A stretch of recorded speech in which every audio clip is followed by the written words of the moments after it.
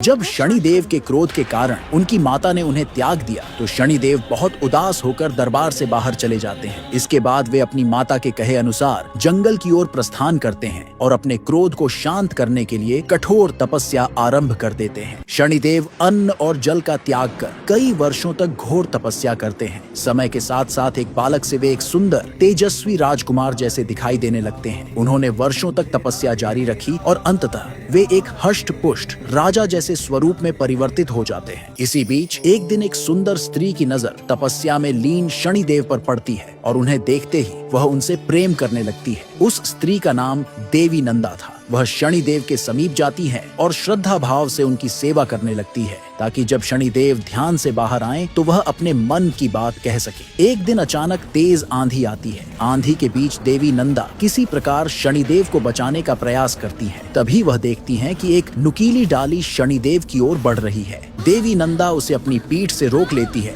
ताकि शनिदेव को कोई क्षति न पहुंचे। इस प्रयास में देवी नंदा पीड़ा से कराह उठती है और शनिदेव की तपस्या भंग हो जाती है। देवी नंदा शनिदेव को नागफनी की डाली से बचाने की कोशिश कर रही थी, लेकिन इस प्रयास में शनिदेव की तपस्या भंग हो जाती है। उनकी क्रोधित दृष्टि नागफनी की डाली पर पड़ती है और उसी दिन से उस पर कांटे उगाते हैं। इसके बाद शनिदेव अपनी आंखें बंद कर सारी जानकारी एकत्र कर लेते हैं और जान जाते हैं कि देवी नंदा उन्हें बचा रही थी। फिर देवी नंदा सारी बात बताती हैं और शनिदेव के प्रति अपने प्रेम का इजहार करती हैं। शनिदेव कहते हैं, मैं अपनी माँ की आज्ञा के बिना विवाह नहीं कर सकता। इसके बाद दोनों देवी छाया से मिलने की योजना बनाते हैं। उधर देवी छाया देवी संध्या के पहले ही अपने पति धर्म के सभी कर्तव्यों को निभा चुकी थी, जिससे देवी संध्या उनसे जलने लगी थी। तब देवी संध्या कहती हैं, आप मेरी छाया हैं और हमने आपको बनाया है, इसलिए मेरा हर आदेश मानना आपका कर्तव्य है। देवी छाया विनती करती है, मुझे केवल एक बार अपने पुत्र शनिदेव से मिलने दीजिए।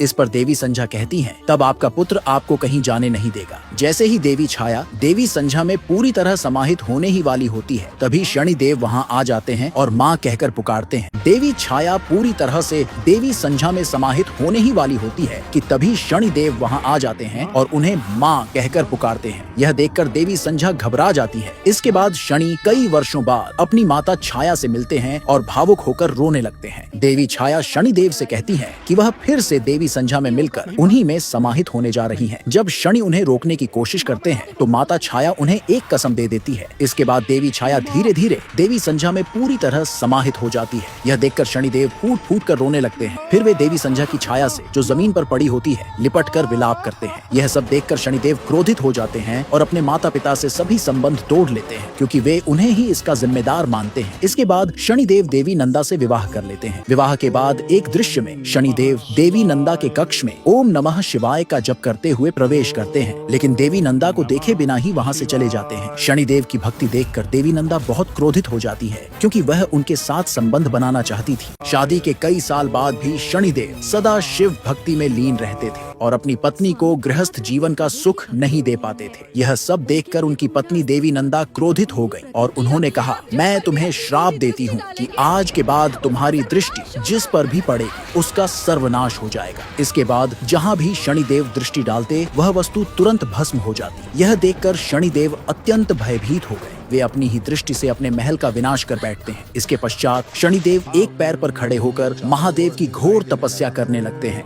बिना अन्न और जल के हजारों वर्षों तक। अंततः महादेव प्रकट होते हैं और शनिदेव के श्राप को वरदान में परिवर्तित कर देते हैं। वे कहते हैं, अब से तुम जीवित प्राणियों को उनके कर्मों के अनुसार दंड दोगे। महादेव उन्हें नवग्रहों में एक विशेष स्थान प्रदान करते हैं। साथ ही वे शनिदेव को एक कौवा प्रदान करते हैं जो उनका वाहन बनता है और कई दिव्य अस्त्र शस्त्र भी देते हैं, जिससे शनिदेव अत्यंत शक्तिशाली हो जाते हैं। फिर महादेव कहते हैं, आज से तुम शनि नहीं शनिदेव कहलाओगे। जब शनिदेव महादेव से सूर्यमंडल में स्थान पाकर वहां जाने लगे तो वहां के सभी देवता भयभीत हो गए, क्योंकि वे शनिदेव की क्रूर दृष्टि के बारे में भली भांति जानते थे। इसके बाद सभी देवता उन्हें रोकने के लिए एकत्र हुए। सबसे पहले पिता सूर्यदेव और पुत्र शनिदेव के बीच तीव्र वाद विवाद हुआ, लेकिन फिर गुरु बृहस्पति ने बीच में आकर विनम्रता से सबको समझाया। तब शनिदेव ने कहा, मेरी दृष्टि तभी कष्टदायक होती है जब आपके कर्म गलत हों। यदि आपके कर्म अच्छे हैं तो मेरी दृष्टि से आपको कोई हानि नहीं होगी। इसके पश्चात सभी देवता उन्हें सूर्यमंडल में स्थान देने के लिए सहमत सहमत हो गए। किंतु जब शनिदेव अपना स्थान ग्रहण करने लगते तो सूर्यदेव बार बार उस स्थान को किसी अन्य देवता का बताकर उन्हें रोक देते। इस प्रकार सूर्यदेव कई बार शनिदेव को अपमानित करते हैं। अंततः जब सभी देवता अपने अपने सिंहासनों पर बैठते हैं तो शनिदेव के लिए एक साधारण लोहे का सिंहासन छोड़ दिया जाता है, जबकि अन्य देवताओं के सिंहासन हीरे, मोती, सोने और चांदी के बने होते हैं। इन्हीं कारणों से सूर्यदेव और शनिदेव के बीच मनमुटाव बढ़ता गया और यही कारण है कि जब किसी व्यक्ति की कुंडली में सूर्य और शनि आमने सामने होते हैं तो उसका प्रभाव अत्यंत कष्टकारी माना जाता है।